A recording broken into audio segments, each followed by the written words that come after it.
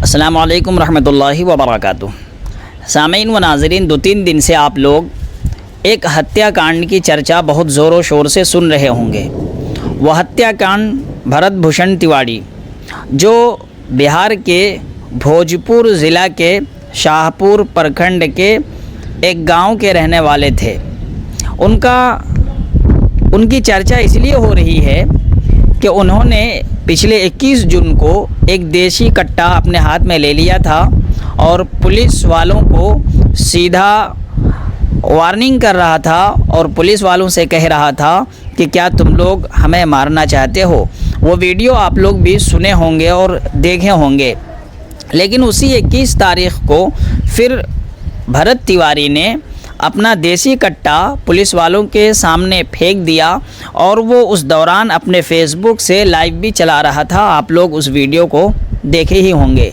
फिर पुलिस वाले उनको पकड़ लिए। पकड़ने के बाद अपनी जीप के पास, अपनी गाड़ी के पास लेकर गए, उसको लिटा दिए और लिटाने के बाद फिर उसके ऊपर फायरिंग कर दिए, जिसकी वजह से उस भरत तिवारी की मौत हो गई। मामला अब सारा तूल यहीं से पकड़ा है कि उस सरेंडर कर देने के बाद पुलिस ने फिर उनका इनकाउंटर क्यों किया। क्या पुलिस को यह हक है, अधिकार है कि अगर कोई शख्स सरेंडर कर दे, हथियार डाल दे, तो फिर क्या उसको मारना चाहिए या नहीं मारना चाहिए। यहीं से सारा मामला छिड़ा हुआ है। लोग अब ये सवाल उठा रहे हैं कि अगर कोई आतंकवादी है, दहशतगर्द भी हो, अगर वो हथियार डाल दे तो फिर किसी को ये इजाज़त नहीं है कि फिर वो शख्स उसका इनकाउंटर कर दे, बल्कि उसके लिए लॉ है, कानून है कि उसको कोर्ट में पेश किया जाए और फिर कोर्ट जो सज़ा चाहेगी वो सज़ा देगी। अब भरत तिवारी करते क्या थे? उनका गांव ऐसा पिछड़ा इलाका है कि जहां पर सरकार के किसी तरह की सुविधाएं लगता है कि नहीं पहुंची हैं। आपको मालूम होगा, वहां से सटा हुआ एक गांव है जमनिया, वो पिछले साल गंगा नदी में कटकर समा गया। उसके लिए भी भरत तिवारी ने काफ़ी ज़ोरों से आवाज़ उठाई और मकामी मुद्दों को हमेशा वो उठाया करते थे, जिसकी वजह से प्रशासन से भी वो मिलते थे, शासन के लोगों से मिलते थे, नेताओं से मिलते थे, सारे लोगों से मिलते थे। इस बार भी वो अपने गाँव के लिए उसी तरह से सड़कों को लेकर आवाज़ उठा रहे थे, हेल्थ की सुविधाओं को लेकर आवाज़ उठा रहे थे।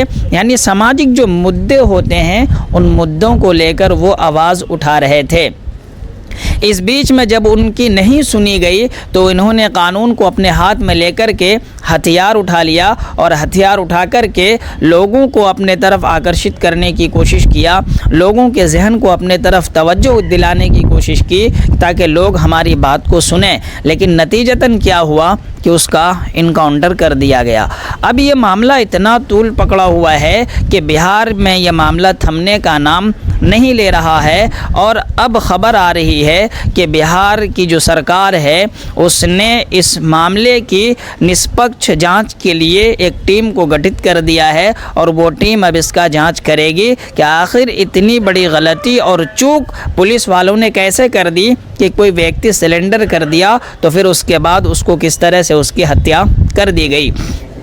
अब उसी दिन से तमाम नेता उस भरत तिवारी के घर पे आ रहे हैं, अपनी अपनी प्रतिक्रियाएं दे रहे हैं। यहाँ तक कि कल पीके प्रशांत किशोर भी गए और इन्होंने कहा कि पुलिस ने यह हत्या की है, ये इनकाउंटर नहीं है। यहाँ फिर लेकिन दूसरे पक्ष को जब हम सुनते हैं सरकार के नेताओं को, तो सरकार का पक्ष और उनके नेताओं का पक्ष ये है कि नहीं, पुलिस ने सही काम किया है। पुलिस को कोई भी सामने से अगर चैलेंज करेगा तो उसके साथ ऐसे ही मामला किया जाएगा। अब कल एक बहुत बड़ी पंचायत भी भरत तिवारी के घर पे बैठी। यूपी बिहार के बहुत सारे नेता और लोग वहां पर आए और सारे लोगों ने ये कहा कि ये जितने भी पुलिस वाले इस कांड में शामिल हैं उन तमाम को सज़ा मिलनी चाहिए। खबर तो ये भी आ रही है रिपोर्टों के हवाले से कि उन तमाम पुलिस वालों के ऊपर कानूनी कार्रवाई की जाएगी जिन्होंने ये इतनी बड़ी गलती की है। लेकिन अब आगे क्या?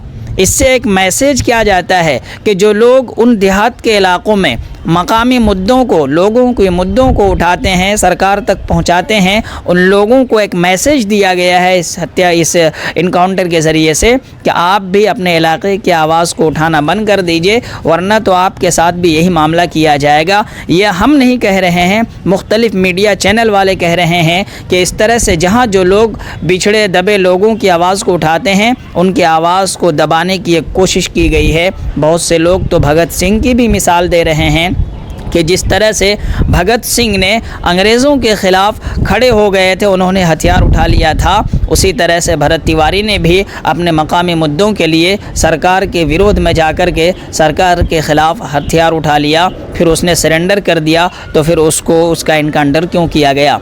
बाज़ लोग ये भी कह रहे हैं कि जब इस देश का सबसे बड़ा आतंकवादी का नाम अजमल कसाब को सरेंडर करने पर कोर्ट में पेश किया गया, उसका इनकाउंटर नहीं किया गया, तो फिर भरत तिवारी का इनकाउंटर क्यों किया गया। ये सारे सवालात हैं और इसके लिए टीम बनाई गई है बिहार सरकार की तरफ से। क्या जांच होती है और क्या मामला होता है, आगे हम इंशाल्लाह इस रिपोर्ट को आगे भी आप लोगों के सामने पेश करेंगे। आप लोगों से गुजारिश है कि हमारा साथ दीजिए, हमारे इस पोस्ट को, हमारे इस वीडियो को आगे तक शेयर कीजिए। जो भी नया मामला आएगा इंशाल्लाह हम आपके सामने ज़रूर से ज़रूर पेश करेंगे।